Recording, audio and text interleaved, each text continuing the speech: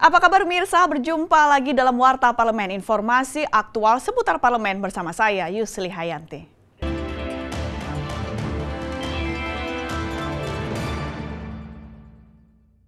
Komisi 1 DPR RI mengharapkan agar Badan Cyber dan Sandi Negara atau BSSN dapat bersikap netral di tahun politik agar pesta demokrasi dapat berlangsung dengan aman, jujur dan adil serta tidak tersandra oleh kepentingan politik tertentu. Anggota Komisi 1 DPR RI Roy Suryo mengharapkan agar Badan Siber dan Sandi Negara BSSN dapat menjalankan tugasnya secara maksimal dan netral baik dalam pemilihan kepala daerah Pilkada serentak 2018 maupun pemilihan presiden di tahun 2019 tanpa harus berpihak kepada partai politik manapun. Namun Roy Suryo menyayangkan hingga saat ini lembaga tersebut belum memiliki struktur dan anggaran karena belum memiliki nomenklatur. Dirinya berharap agar lembaga tersebut dapat melindungi rakyat dan negara dari serangan cyber atau serangan yang mengancam kedaulatan negara. Saya sebenarnya setuju ada badan itu. Tapi badan itu harus memiliki prinsip melindungi warga, melindungi negara dari serangan cyber atau serangan yang mengancam masyarakat dan negara itu. Jangan justru melindungi unsur-unsur tertentu atau penguasa terhadap rakyat. Karena jangan sampai kemudian badan itu justru melindungi kepentingan politik tertentu. Ya, kami dari Komisi 1 nanti akan membahas dan dalam salah satu rapat internal yang kemarin sudah diselenggarakan, salah satu poinnya adalah kita akan memastikan definisi tugas-tugas dari BSSN.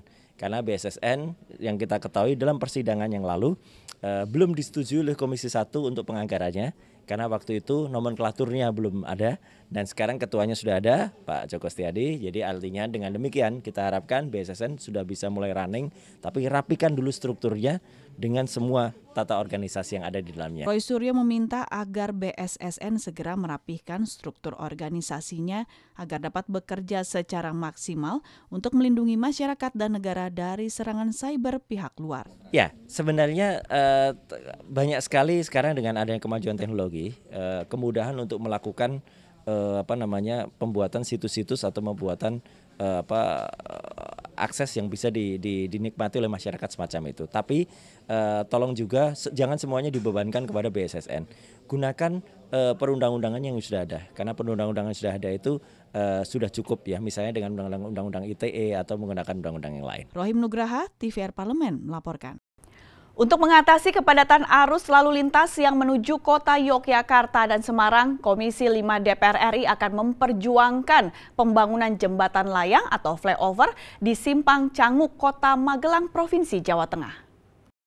Ditemui saat kunjungan spesifik ke Kota Magelang, Provinsi Jawa Tengah baru-baru ini, Ketua Komisi 5 DPR RI Fahri Jemi Francis mengemukakan permasalahan kemacetan yang terjadi di Magelang harus segera diselesaikan dengan pembangunan jembatan layang atau flyover dan memperbaiki ruas jalan yang masih digenangi air ketika musim hujan. Lebih lanjut, Fahri meminta Kementerian Pekerjaan Umum dan Perumahan Rakyat dan pemerintah Kota Magelang melakukan riset dan kajian tentang perencanaan pembangunan infrastruktur prioritas yang akan dianggarkan pada tahun 2018 ini. Persoalan kemacetan ini di tempat ini kita lihat langsung dan direncanakan oleh pemerintah kota untuk mengusulkan pembangunan flyover di sini. Tentu kami Komisi 5 sebagai mitra kerja Kementerian PUPR memberikan dukungan politis dan kita minta untuk dilakukan DED kajian sehingga persoalan kemacetan sebagai pusat jalan ya, ini ke Salatiga, terus ke Kopeng, terus ke Semarang, ini bisa terpecahkan ya. Minimal tahun ini bisa dilakukan perencanaan dan kemudian kita minta untuk dikaji dan kita akan bicarakan bersama dengan Kementerian PUPR sebagai mitra kerja kita. Di sisi lain, Wakil Wali Kota Magelang, Windarti menginginkan persoalan banjir dan kemacetan yang sering terjadi dapat terselesaikan dengan dukungan dan perhatian dari pemerintah pusat dengan mengalokasikan anggaran sesuai dengan kebutuhan daerah.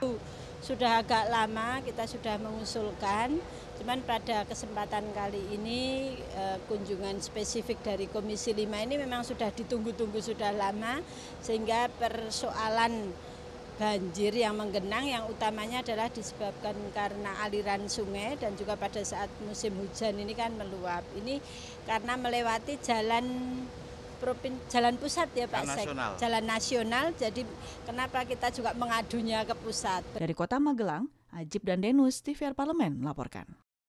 Komisi 10 DPR RI meminta Kementerian Pendidikan dan Kebudayaan untuk mengkaji dan mengevaluasi penyelenggaraan ujian sekolah berstandar nasional dengan melihat dampak yang dihasilkan terhadap kualitas pendidikan nasional.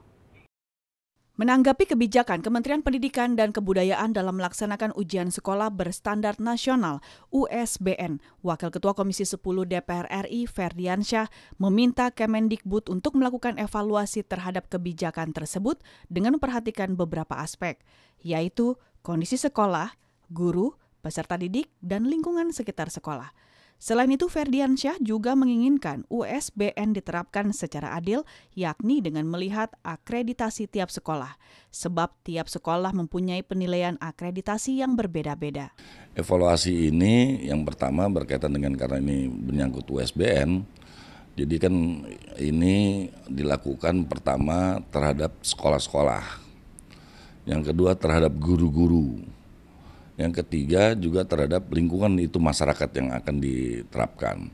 Ferdiansyah berharap setiap kebijakan yang dibuat Kemendikbud dapat dilakukan melalui pengkajian yang matang dan dibahas secara transparan bersama dengan Komisi 10 DPR RI. Salah satunya dalam penyelenggaraan USBN. Ferdiansyah meminta Kemendikbud untuk memaparkan secara komprehensif dasar acuan yang digunakan dalam penyelenggaraan USBN dan menyampaikan hasil evaluasi pelaksanaan program USBN tahun 2016 hingga 2017 untuk memperoleh masukan dari Komisi 10 DPR RI. Juga dilakukan melihat dengan tingkat akreditasi.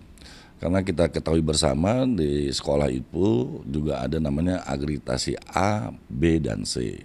Sehingga kita menerapkan kebijakan tentang ujian akhir sekolah bertaraf nasional tersebut untuk jenjang SD, itu seyogyanya juga melihat daripada akreditasi yang dimiliki masing-masing sekolah.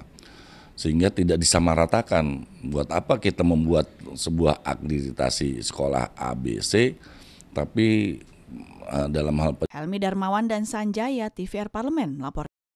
Demikianlah Warta Parlemen kali ini, sampai jumpa pada Warta Parlemen berikutnya. Terima kasih atas perhatian Anda. Saya Yusri Hayanti, wassalam.